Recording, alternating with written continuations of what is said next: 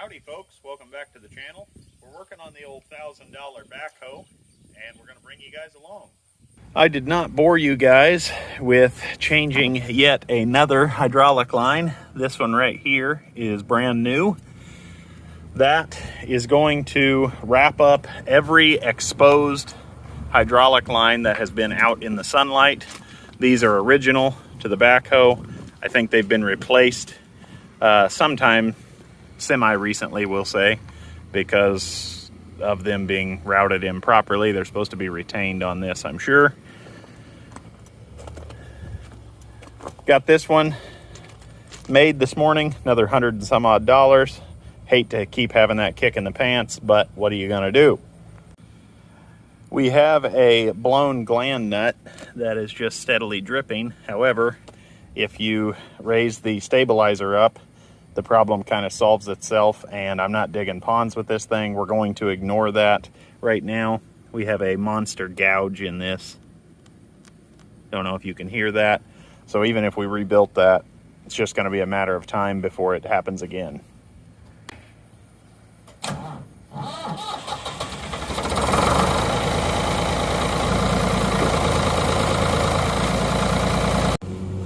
One of the first things I want to tackle today is getting our steps back on, because it is not fun monkey humping off of that ram mount up into the cab, kind of dancing about.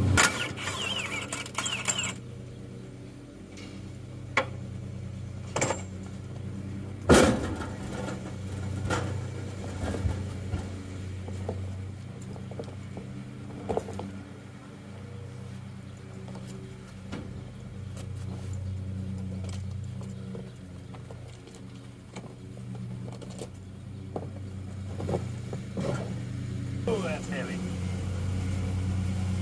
Oh.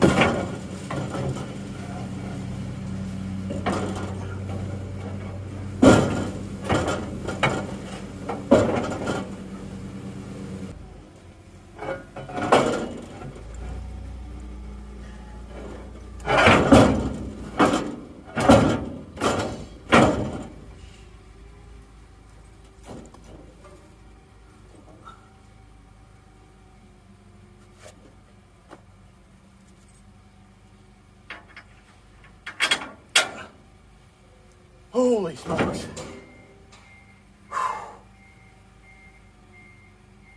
Let's not do that again.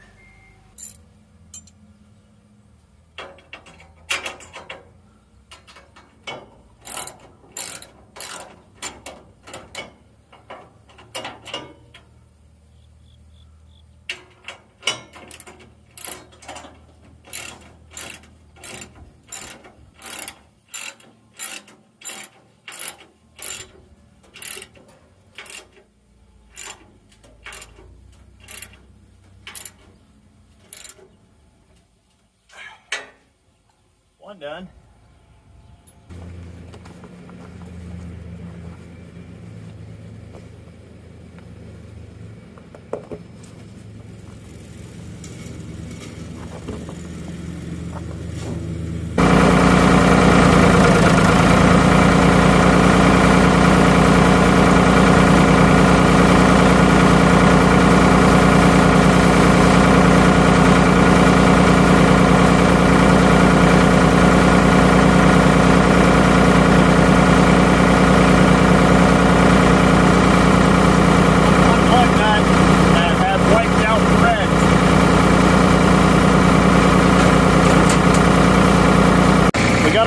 On. We had one that stripped out. I just threw it in the spare parts toolbox. We'll forget about that for now. I can always buy one later. A couple of things I'm still curious about is power steering. This thing has no power steering. This is probably bone dry, unknown. And if you remember, we took this cover off earlier in the video to try and peek in there, and it is now oozing oil. So I bought some gasket maker. That's going to be an easy fix. We're going to first get started on the power steering fluid here.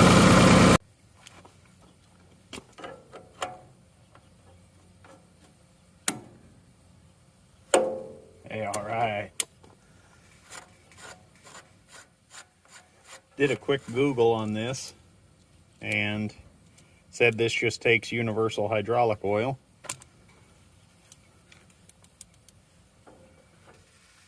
Oh my, she's milky nasty.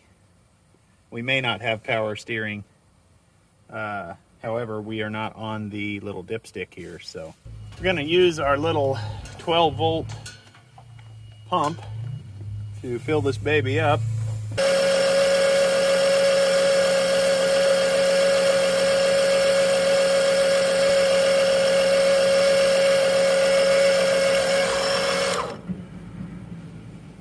Handy little piece of kit.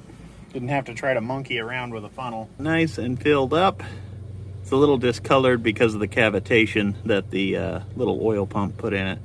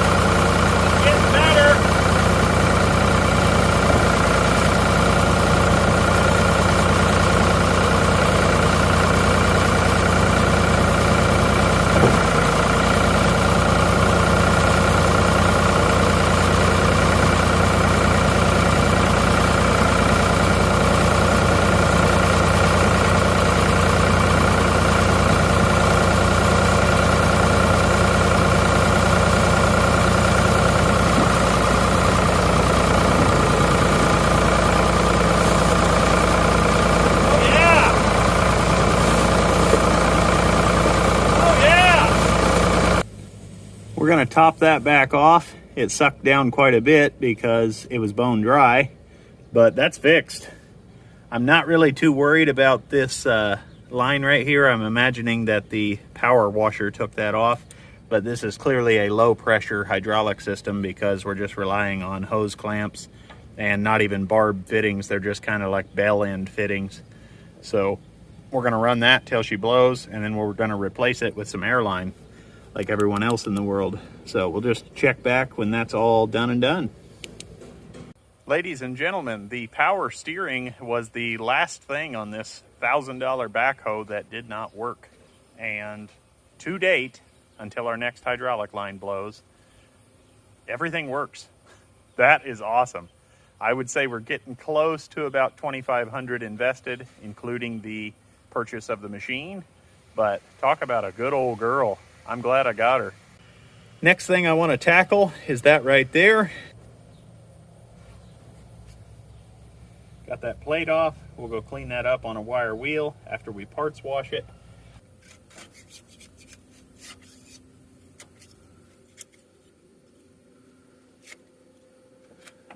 Let's not drop that down in the engine. Thank you.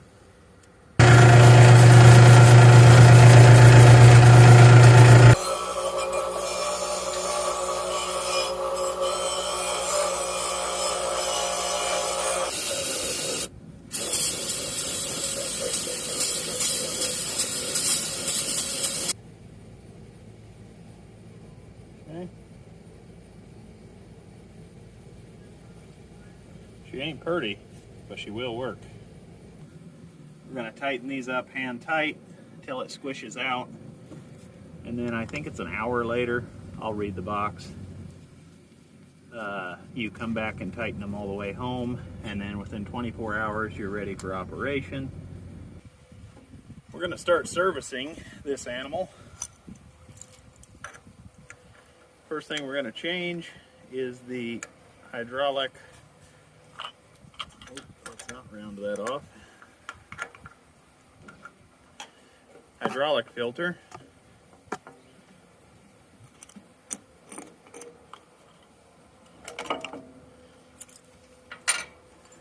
I'm not going to change the oil because the amount of hydraulic oil I have ran through this while chasing down lines is getting up there. So this filter looks pretty good. The oil has always been fantastic in this machine. We're going to keep running it. There is the original New Holland part number, and it crosses to a Napa Gold 1665. We're not going to just throw this down yet because I've had cross numbers that do not cross. Times like these, you got to wonder if the new filter is better than the old one. The seal is off center, is what it is. It's going to run. I got 4 different exit ports there, so it'll work. Yeah, we're only covering a quarter of one of the holes, so good enough.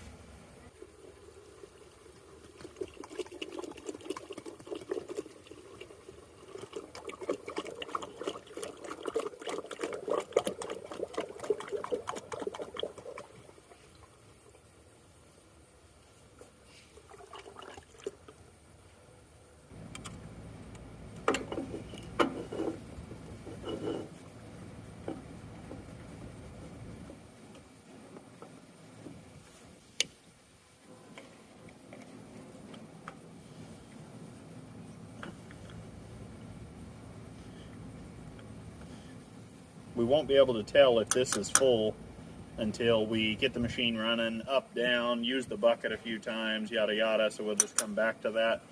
But we're going to call it full for now because we could blow a line when we start using it again. A little tricky to do.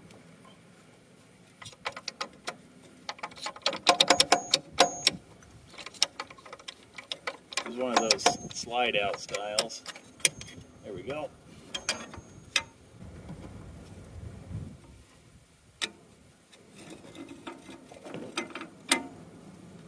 This was manufactured in 2009, so who could say how long this has been on the shelf, but at least in 09 she was getting some love. It's 2025 at the time of recording this. Air filter does not look too bad. Probably could be blown out and reused, but nope. We're getting better, ladies and gentlemen. Got our inner one here. It says do not clean, and it was done in 7/12, so 2012. We're getting closer on service. I like that. Well, I'm not sure what to think, guys.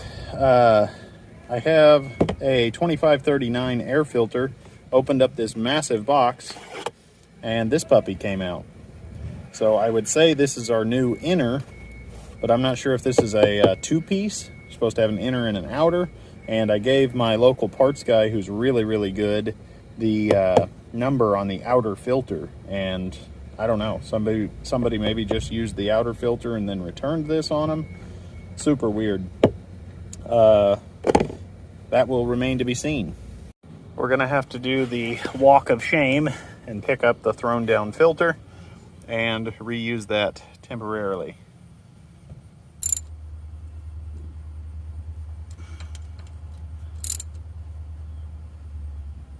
Click. Okay, we're underneath the machine. Engine is still plenty hot. Oh, that's nice. Somebody didn't He-Man that to death. Now we play the age-old game of, is he fast enough?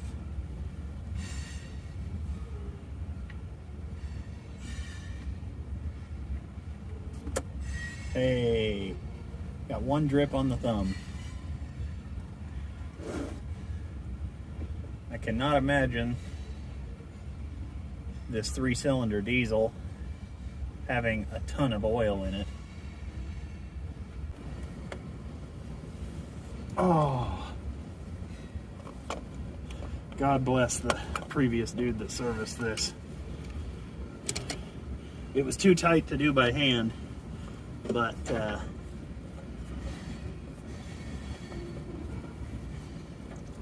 Not too bad. New Napa Gold filter is a 1085. Lubricate that ring. I've never been afraid to lubricate the dickens out of them.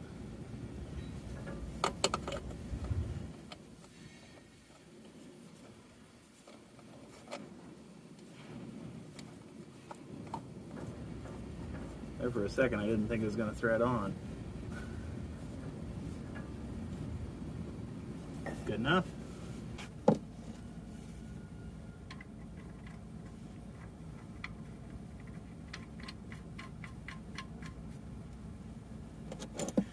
Inch and an eighth wrench if anyone's doing this.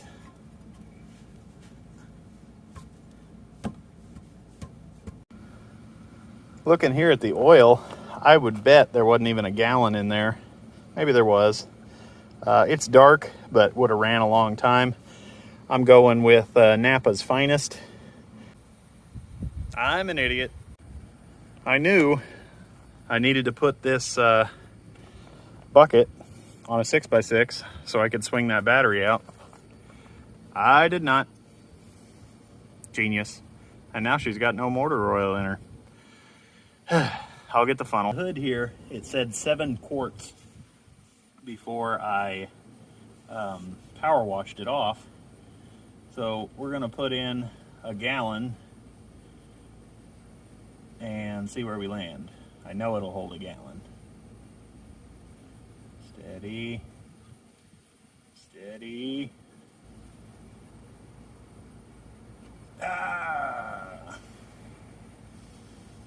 If I only had a brain. We are right at half full. So I think I'm going to put in another quart and call it good. Right on the money, ladies and gentlemen. Ladies and gentlemen, we have about 80% of our service completed. We have not done the radiator yet, and we have not done the power steering filter and air filters, if you remember back in the video. But I'm going to fire this puppy up because I want to see if that Forma gasket is leaking. As old Diesel Creek says, contact.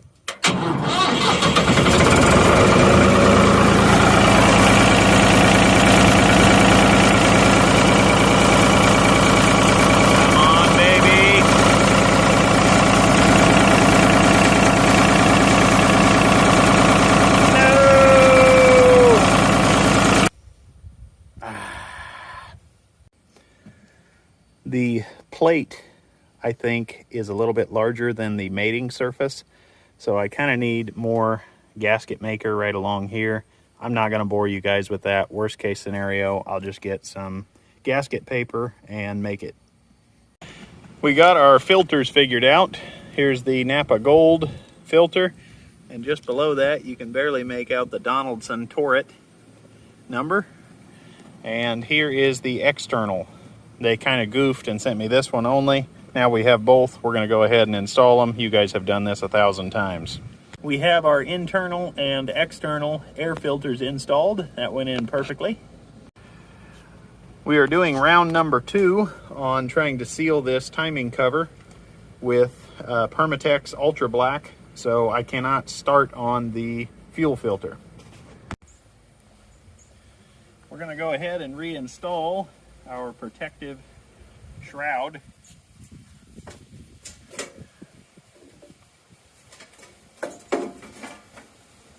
There we go.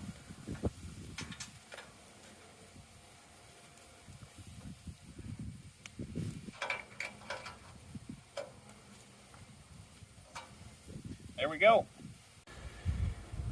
We can't really do just too much more tonight, but I'm going to try and get this hood off because this muffler pipe or exhaust is driving me nuts.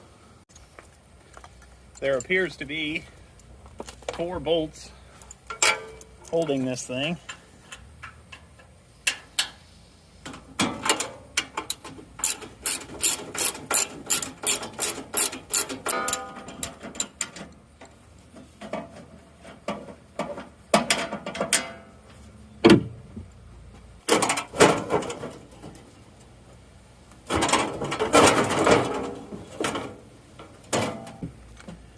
reason for the floppy exhaust, we are missing a nut. So that'll do it. This exhaust seems to be pretty solid. The problem is, I think it is a little bit short. So we can doctor that up. And then the other issue I see is this has never been welded all the way around, so water can run down the pipe and go into the muffler and straight into the engine, which is a big no-no. I've had a tractor lock up from that. We didn't realize that the pipe was too small, so we will have to fix that. Quick blast in the cabinet.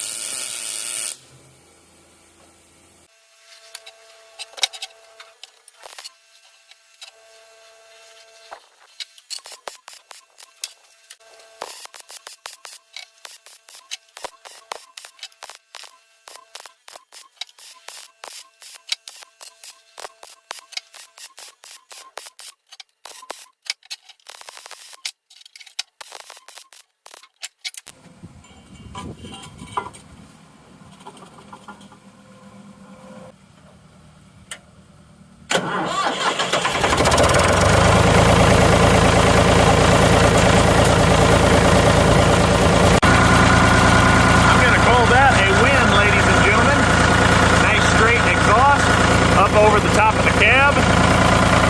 My New Holland tractor uses this slip fit design, and I really like it because if you ever need to service something, pop it off, take out a couple of bolts, and you're not fighting an old exhaust clamp. I think that's going to be a winner. This plate that we use the Permatex Ultra Black on is not leaking a drop, so we got that puppy skinned. Absolutely love that.